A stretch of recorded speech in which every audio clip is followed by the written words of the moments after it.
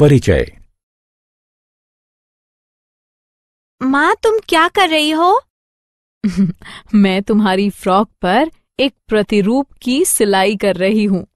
माँ, क्या तुम मेरी कुछ और फ्रॉकों पर इस तरह के प्रतिरूप की सिलाई कर सकती हो?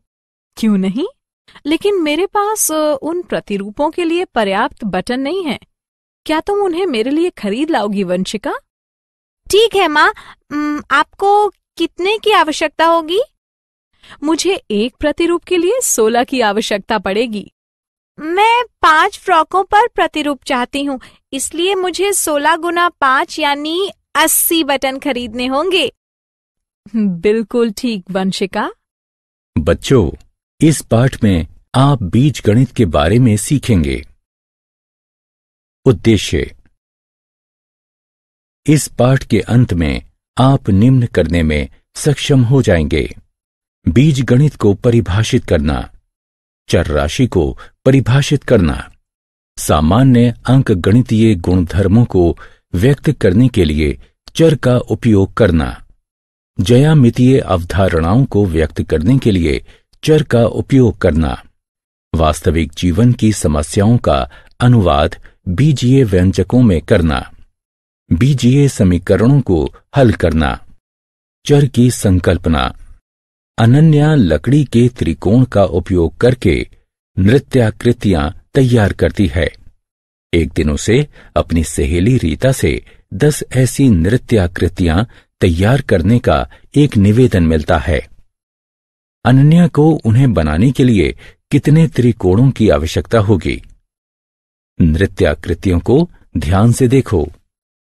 अनन्या इसे बनाने के लिए 9 त्रिकोणों का उपयोग करती है, इसलिए 10 नृत्याकृतियों के लिए अनन्या 9 गुणे 10 बराबर 90 त्रिकोणों का उपयोग करेगी।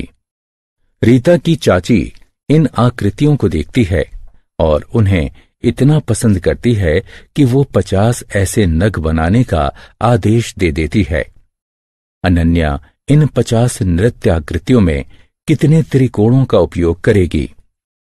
अनन्या एक आकृति में 9 त्रिकोणों का उपयोग करती है, इसलिए 50 आकृतियों में वो 9 गुणे 50 बराबर 450 त्रिकोण उपयोग करेगी। अनन्या 50 आकृतियों में 450 त्रिकोणों का उपयोग करेगी। एक एकल नृत्याकृति में अनन्या द्वारा उपयोग किए जाने वाले त्रिकोणों की संख्या स्थिर है, हालांकि उसके द्वारा उपयोग किए गए कुल त्रिकोणों की संख्या उसके द्वारा तैयार की गई नृत्याकृतियों की संख्या के आधार पर बदलती है। इसलिए हम निम्नलिखित व्याख्या द्वारा सामान्यीकरण कर सकते हैं।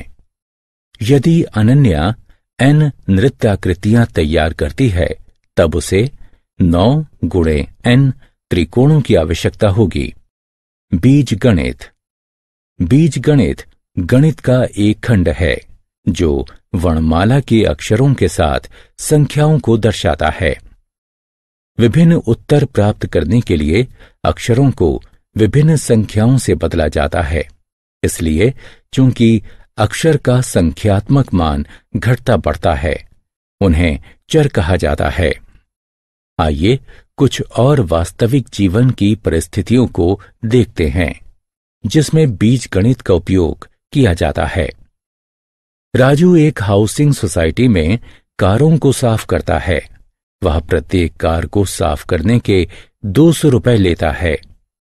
राजू की कुल आय चर के रूप में व्यक्त कीजिए।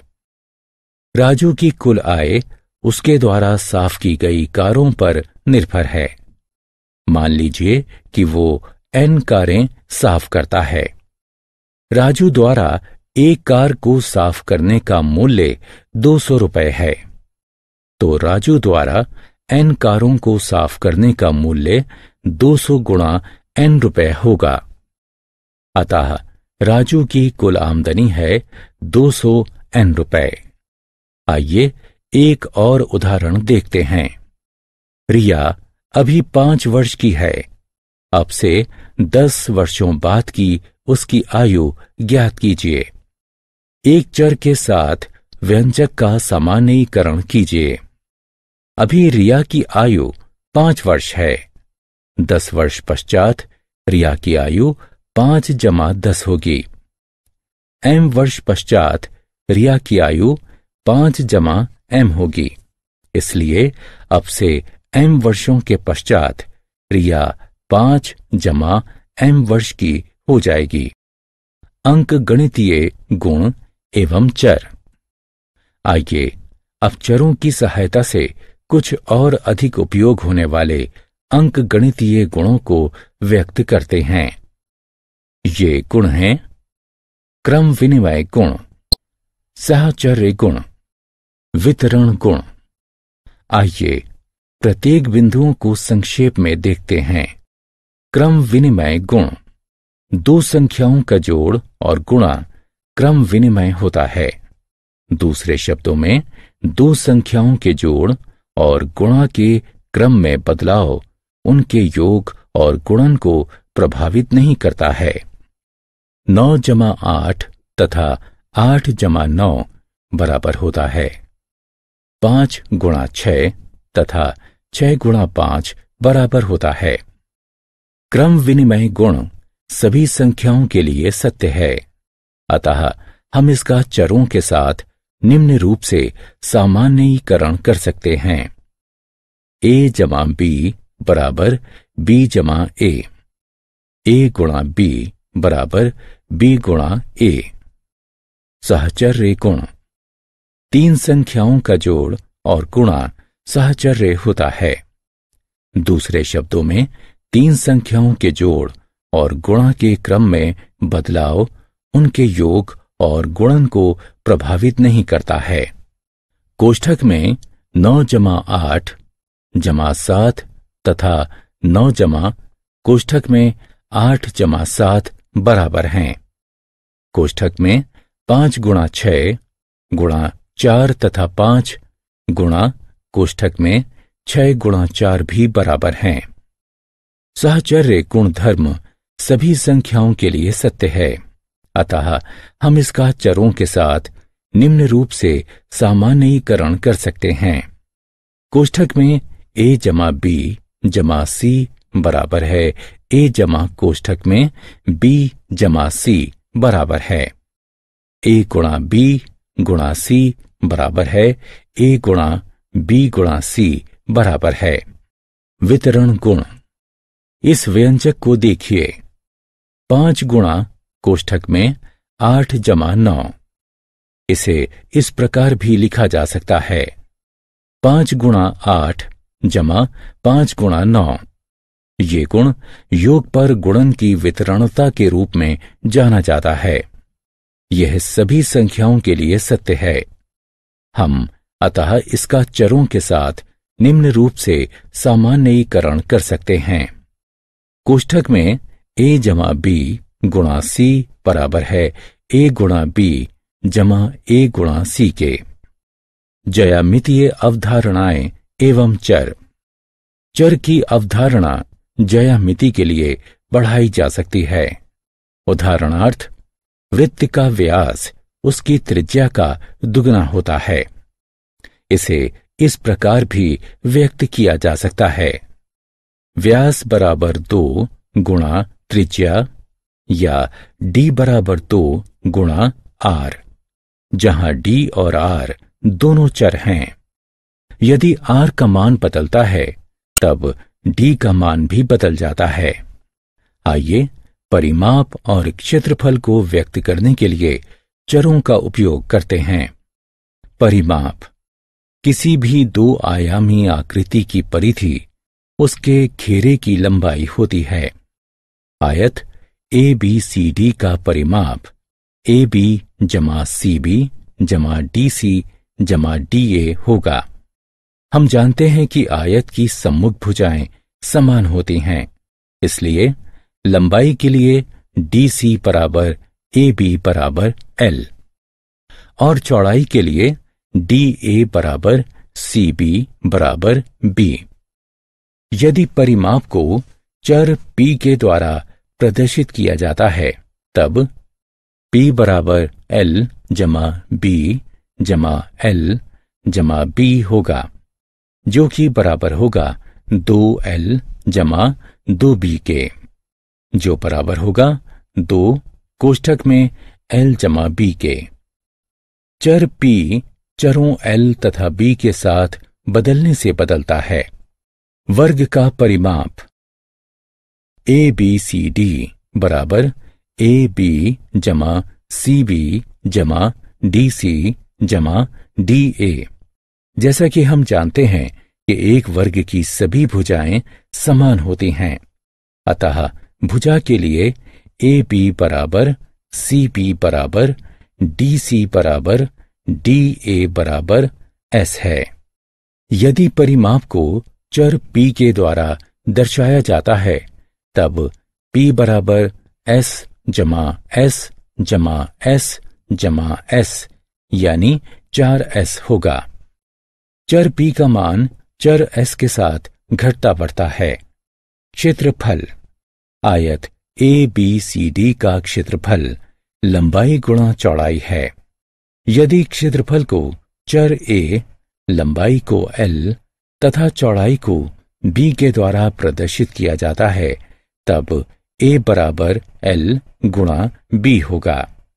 चर A चरों L तथा B में आत्म मूल्यांकन। प्रश्न को ध्यानपूर्वक पढ़ें तथा सही विकल्प पर क्लिक करें। बीजीय व्यंजक अंकगणितीय व्यंजक जोड़, घटा, गुणा और भाग की सहायता से संख्याओं के बीच संबंध स्थापित करती है। यहाँ कुछ अंकगणितीय व्यंजक हैं। एक अंकगणितीय व्यंजक का परिणाम इसे हल करके निर्धारित किया जाता है। आइए इनमें से प्रत्येक अंकगणितीय अभिव्यक्ति को हल करते हैं। बीजीय व्यंजक 4 अंकगणितीय संक्रियाओं की सहायता से संख्याओं और चरों के बीच संबंध स्थापित करता है। यहाँ कुछ बीजीय व्यंजक हैं। एक बीजीय व्यंजक का परिणाम निर्धारित किया जा सकता है जब केवल व्यंजक में चर का मान ज्ञात हो। आइए हम चर के विशिष्ट मानों के लिए इनमें से प्रत्येक बीजीय व्यंजकों को हल करते हैं। बीजीय व्यंजकों की संरचना। आइए अब हम कुछ बीजीय व्यंजक लेते हैं तथा उनकी संरचना किस प्रकार से की गई है उसे समझते हैं। 3 गुणा n जमा 12। n को सर्वप्रथम 3 से गुणा किया जाता है एवं तत्पश्चात परिणाम में 12 जोड़ा जाता है। y भाग 7 जमा 5। y को सर्वप्रथम 7 से भाग दिया जाता है, तत्पश्चात परिणाम में 5 जोड़ा जाता है। कोष्ठक में r घटा 8 गुणा 14। 8 को सर्वप्रथम r से घटाया जाता है, तत्पश्चात परिणाम को 14 से गुणा किया जाता है। 6 जमा 3 गुणा कोष्ठक में m घटा 12। m से सर्वप्रथम 12 को घटाया जाता है, तत्पश्चात अंतर को 3 से गुणा किया जाता है एवं परिणाम में 6 जोड़ा जाता है। 56 भाग कोष्ठक में s गुणा 3। s को 3 से गुणा किया जाता है एवं तत्पश्चात गुणन को 56 से विभाजित किया जाता है। आइए अब हम बीजीय व्यंजकों की सहायता से कुछ वास्तविक जीवन की परिस्थितियों को व्यक्त करते हैं। केशव एक टॉफी और एक चॉकलेट खरीदता है। चॉकलेट टॉफी से 20 रुपए महंगी है। टॉफी की कीमत अनुसार चॉकलेट की कीमत की व्याख्या कीजिए। यदि टॉफी की कीमत x रुपए है, तब चॉकलेट की कीमत x जमा 20 होगी। समीरा 200 रुपए की कीमत की एक किताब और 30 रुपए प्रति नोटबुक की कीमत से कुछ नोटबुकें खरीदती है। एक बीजीय व्यंजक के रूप में समीरा द्वारा खर्च की गई कुल राशि की व्याख्या कीजिए। यदि y समीरा द्वारा खरीदी गई नोटबुकों की संख्या है, तब नोटबुकों पर समीरा द्वारा खर्च की गई राशि 30 गुणा y यानी 30y है। किताबों और नोटबुकों पर समीरा द्वारा खर्च की गई कुल राशि 30y जमा 200 है। आइए एक और उदाहरण देखें। 5 वर्ष के पश्चात राजेश के पिता की आयु राजेश की आयु की 3 गुना होगी। अब से 5 वर्ष पश्चात राजेश की आयु के अनुसार पिता की आयु व्यक्त कीजिए। यदि राजेश की आयु a वर्ष है, तब बीजीय समीकरण। आइए इस कथन पर विचार करते हैं। 4 घटा 3 बराबर 1। इसे गणितीय रूप में इस प्रकार से व्यक्त किया जा सकता है। इस तरह के गणितीय व्यंजक को अंकीय व्यंजक के रूप में भी जाना जाता है।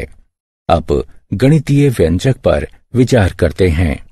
t घटा 5 बराबर 2। ये गणितीय व्यंजक एक बीजीय समीकरण है। एक बीजीय समीकरण एक या एक से अधिक चरों का होता है। आइए अब हम समीकरण के 2 गुणधर्मों को देखते हैं। एक, किसी एक समीकरण के 2 पक्ष होते हैं, बायां पक्ष या LHS तथा दायां पक्ष या RHS।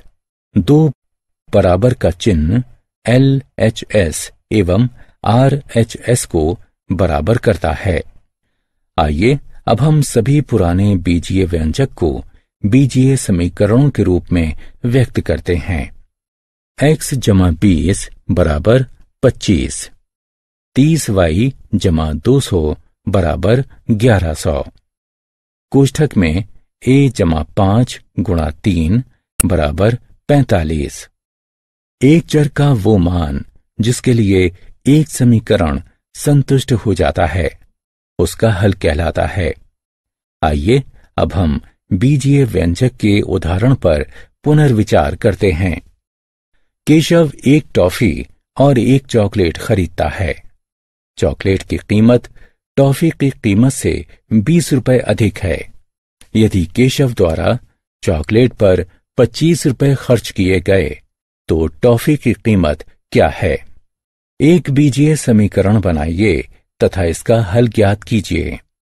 यदि टॉफी की कीमत x रुपए है, तब चॉकलेट की कीमत x जमा 20 होगी, किंतु चॉकलेट की कीमत 25 रुपए दी गई है, इसलिए x जमा 20 बराबर 25 है।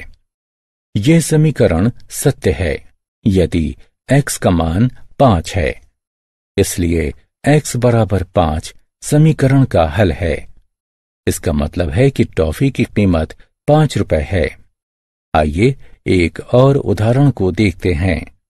समीरा 200 रुपए कीमत की एक पुस्तक तथा 30 रुपए प्रति नोटबुक की कीमत की कुछ नोटबुकें खरीदती है।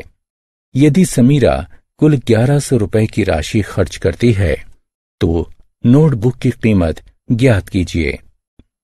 एक बीज आत्म मूल्यांकन। आइए जांचें कि अब तक आपने क्या सीखा। बीजीय समीकरणों का उनके हल के साथ मिलान कीजिए।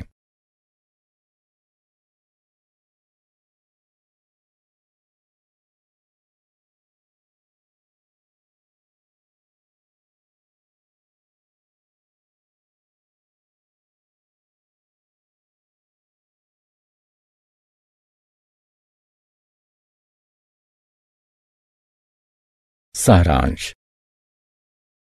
आइए हमने जो कुछ सीखा है उसे संक्षेप में दोहराएं। बीजगणित गणित का एक खंड है जो वर्णमाला के अक्षरों के साथ संख्याओं को दर्शाता है। वर्णमाला के अक्षर जो संख्याओं को दर्शाते हैं चर कहलाते हैं। चर के विभिन्न मान होते हैं। अंक गणितीय गुणों को व्यक्त करने के लिए चर का उपयोग किया जाता है। ज्यामितीय अवधारणाओं को व्यक्त करने के लिए चर का उपयोग किया जाता है। बीजीय व्यंजक संख्याओं और चर के मध्य संबंध स्थापित करता है। समीकरण में चर का वह मान जो बीजीय समीकरण को संतुष्ट करता है उसका हल कहलाता है।